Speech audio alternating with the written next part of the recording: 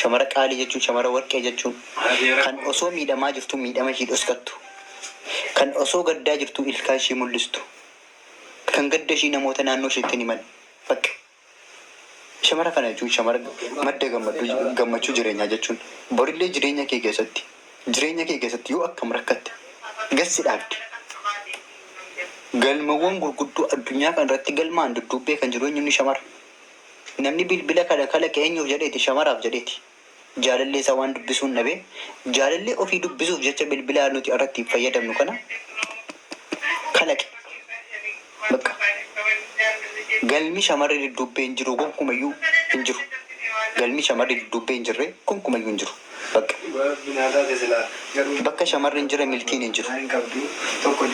Kanaaf shamarri gaariin jireenya kee keessatti utubaadha. Lafee dugdaati. Si jabeessiti. Si utuba.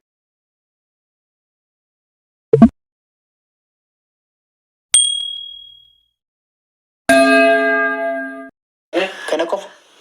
Lala bakka natti tarii namni waan isa jaallatuuf miira keessa seenee waan hin taane tarii sitti haasa'uu danda'a. Garuu kan isa kana yeroo hunda yeroo hunda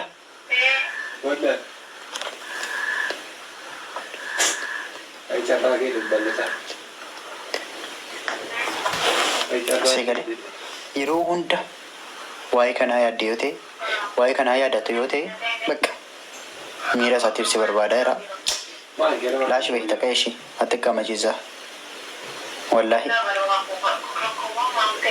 warri dhiiraa immoo shamara akka kamii tajaajila beektanii hamma warra dhiiraa ta'an himaa tokko tokko isinitti. Warri dhiiraa immoo shamara akka kamii tajaajila beektu har'a gatiin gorsaa dhuuf yeroo kan 300 faatas ta'a nama 100 duwwaa jira. Warri dhiiraa immoo shamara akka kamiitu tajaajila beektanii tokko gaa dhaggeeffadhaa gaa danda'a. Shamara siin loltee nama duraan biloo goote ammuma siin loltee ammuma nama sanatti achi fiigdu ammuma siin loltee ammuma nama sana naasuudha eegee sii fudhattee toltol jettee amma achi geessutti hin dhaabbattu. Ana sitti araaramtu biloo gootee dhufti. Ana sii wallaltu isa dhaqxee biloo jalaa baasti. Xawalwaallee shamara gonkumaa jireenya kee keessan tursiisin sakandii takka bilookiin balleessi warra balka'aa baasiin taatu. Lama yoo duraan ati wanna ta'e irraa seerattee dhowwitee jiraatte aduma siin loltu wanna ati irraa dhowwite sanatti achi fiigdu wanna sana balleessu. Yoo ati fakkeenyaaf gastii namaan seenin jette seerattee irratti gastii namaatti fiigdi. Yoo ati laabii banatti hin jedhu laabii banachuutatti fiigdu bishuun sisii lolte jennaan. Shamara xawalwaallee lama. Sadaffaa shamara imoon si bolloktee miseenjeraan siin haasoftu. Miseenjeraan si bolloktee imoon siin haasoftu. Shamara xawalwaallee baas. Shamara eeggati raftee simmaa jettee oolanii raftee sumaalsii eegaarte yoo hojiin qabaatin ila yoo hojiinsi hojii halkanii ta'e minaan tarii viidiyoo minaan dhalaalaa irratti rakkoon qabu. Garuu hojiinsi hojii halkanii miti. Irratti irra dhiiftee simma jettee oolanii miseenjera sii fiigdi yoo ta'e isiin sabanyaa miseenjeraati moo sabanyaa oolaaniiti? Attiman warra balkaabaa hoolaan ta'in geemiidhaati si raffistee kan biraa meeqa jiru boqoo ijaarsa koo raffisee dhufaa itti jira. Qo'e meechaa qonna keessa jira itti jira. Gabaa gonkumayyuu attiman shamara akka kanaa hin amani. Never. Ina mani shamara akka kana. Wanni mataa ol gubanuuf hin jiru. Online irra baana taanaan lama taanee bahuu dhabbo. Nagaan bulii. Atis gadi baatte diimaa isaatu qaduu rafi. Anis diimaa isaatu qadee rafa. Yookaan immoo dhuma achuma keessa ol keessa buluudha. Hin jiru. Wanni mataan na dhukkubsatuuf. Har'a filata online irra naa teessisaa. Muka nyaattaa kottu. Wallahi lazim. Ati shawadu. Shawada mina. Wallahi sadubaa siniin jedha. Gonkumayyuu shawada mina. Waa dhagagara.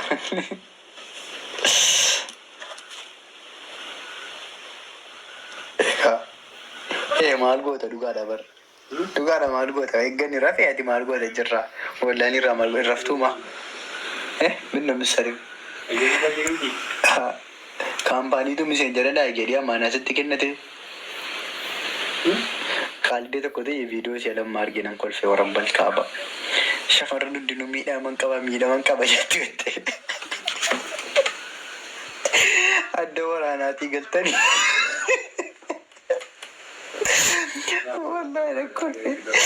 Wallahi viidiyoo jira kolfisiise garaa dhukkube. Shamarran hundisiitu miidhaman qaba jetti. Adda waraanaatii galti.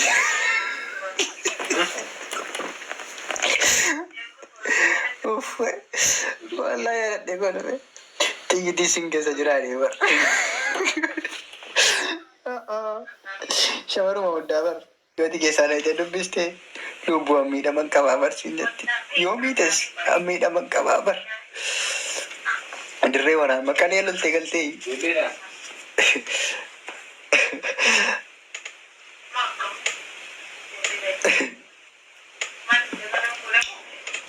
Kanaan boo'e wallahi. Sittani maa. Shamarree jecha warra kamiiti beektaa? Shamara miidhaman qaba jettee sitti dhiyaatu sii galee. Yeroo hundumaa waa'ee miidhamaa malee naasoftu bakka. Ati sii gammachiisu guyyaaf halkan daa'imta waan ishee gammachiisu goota sammuu sii bohaarsuuf wanti hin godhan jiru. Isheen garuu yeroo hundumaa akka waan miidhamtuu taatee jennaan ati isheedhaaf yaaddutti. Si faana jiraatti maaliif miira miidhamummaa sana dhabuun barbaaddu. Alaikum salaam warahmatullahi wabarakatuh. Sumeera. Miira miidhamummaa sana dhabuun barbaaddu. Maaliif namoonni hundinuu akka jarri isheef garaa baatanii wajjin jiraatan barbaaddi. Yoo gammaddellee bakka isheen miidhamtuudha yeroo hundumaa akka namoonni garaa baatanuuf barbaaddi. Baasii shamara kanaa jireenya kee keessa warra balkaaba. Ishee kun dukkana jireenyaati. Wallaalaaji. Qoyaate obboleettiin qabdu malee. Maalin jedhe maa sanii gatiin sin gorseen balleesse badas jedha. Tokko ni jira gaalaa kunoo. Tokko ni jira laa kunoo. Tokko kunoo kan akka jira. Yoo ati gorsitee kan haarula. Yoo na ishii amma duwwaa dhageessisan keessatti sin gorsuun nageenya laayewwan. Ani miidhaminaa miidhamtu jedhaan jiru. Ani miidhaminaa hin miidhamtu sin hin jedhaan jiru. Isinii galee yeroo hundayyuu miidhama akka namoonni garaa baatanii sin faana jiraatan hin godhinaa warri shamarroota. Bakka shamara jabduu jechuun shamara akka kamiiti beektaa? Shamara jabduu jechuun shamara akka kamiiti beektu? Shamara qaalii jechuun shamara warqee jechuun kan osoo miidhamaa jirtu miidhama ishii dhoskattu. Kan osoo gaddaa jirtu ilkaan ishii mul'istu. Kan gadda ishii namoota naannoo isheetti himan. Bakka shamara kana jechuun shamara madda gammachuu jireenyaa jechuun borillee jireenya kee keessatti yoo akkam rakkatte gassi dhaabdi. Galmawwan gurguddoo addunyaa kana irratti galmaan dudduubbee kan jiru eenyuun shamara. Namni bilbila kana kalaqe eenyuuf jedheeti shamaraaf jedheeti. Jaalallee isaa waan dubbisuun dhabee jaalallee ofii dubbisuuf jecha bilbilaa nuti irratti fayyadamnu kana kalaqe. Bakka galmi shamarri dudduubbee hin jiru gonkumayyuu hin jiru. Galmi shamarri dudduubbee hin jirre gonkumayyuu hin jiru. Bakka shamarri hin jirre milkiin hin jiru. Kanaaf shamarri gaariin jireenya kee keessatti utubaadha. Lafee dugdaati. Si jabeessiti. Si utubdi. Jabaadhu siin jetti. Abdiin muratin siin jetti. Kana keessaan darbina siin jetti. Garuu yeroo hunda si immoo sitti boossi yoo ta'e osoo hojjetaa jirtu gadii malee waliin kaatu ati. Si gadi gaafa bicuu si gufatte hin kufta bakkaan si geessi. Waa'ee si dura buutee abdii muratti qaba. Gaafa bicuu si kaffee galtu isiin immoo si caala kaffaamti. Manni kan kee hazanii ta'a. Shamara jechuun kan gadda kee si kolfisiiftudha. Gaafate abdii muratti abdii sitti hortudha. Never give up. Bakka abdiin muriin kan siin jettu. Tanqasaakas bakka inda barra waan kana abshir. Boriin jiraanna. Bor waan gaarii argachuu dandeenya. Bor waan gaarii horachuu dandeenya. Bor kana caala guddachuu dandeenya. Kanarraaf abdiin muriin kan siin jettudha shamara jechuun. Kanaafuu nama jaallattanuuf imimmaan keessan hin agarsiisina. Kanas Kun immoo yoo badii ta'e dhiifama. Namoota tokko tokkotti gorsi badiidha waan ta'eef. Amma asirraa maal godha maal wal baafadhee abbaa barbaade jana jedhanii wajjin kolfuu hin danda'u. Garuu maas jedha meeqa jira. Shamarra obboleessa hin qabne jirti. Kan abbaa hin qabne jirti. Kan nama gorsuu hin qabne jirti. Fakkeenyaaf yoon gorsi tokko tokko laadheef as keessaa tariiti.